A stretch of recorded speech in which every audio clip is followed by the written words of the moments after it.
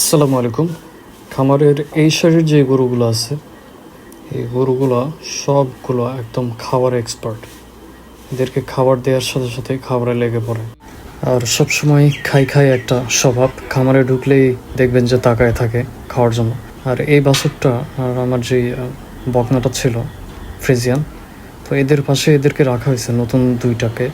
তো ওরা এদের দেখা দেখি এদের খাবারের একটা টেন্ডেন্সি এমনি চলে আসে। আর এই শাড়ির যে গরুগুলো আছে এগুলো সবগুলো একদম বেড়ে বেড়ে খাইয়া, এরা এক চুমুক করে পানি খাবে, আবার ঘুরে বেড়াবে, আবার একটু পর এসে খাবে। এইভাবে সারাদিনে দেখা যায় যে খাবার খায়।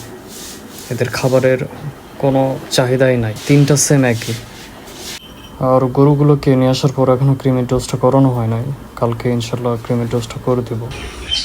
তো এই হলো গরুদের অবস্থা। ভালোর সাথে থাকলে সবাই ভালো থাকবে। তো এই শাড়ির যে গরুগুলো দেখালাম, এরা শুরু থেকে এই দুইটা, এই যে এই ফ্রেজিয়ানটা আর হচ্ছে এই ষাঁড়টা, এই ষাঁড় বাছুরটা, তো এদের খাবার রুচি আগে থেকেই ভালো ছিল। তো এদের পাশে নিয়ে গিয়ে ওই দুইটাকে রাখছি, ওদেরও খাবার রুচি ভালো আছে। আর এরা সবগুলো এক সাইডে, সবগুলোর খাবারের অনীহা। এই হলো অবস্থা আর কি।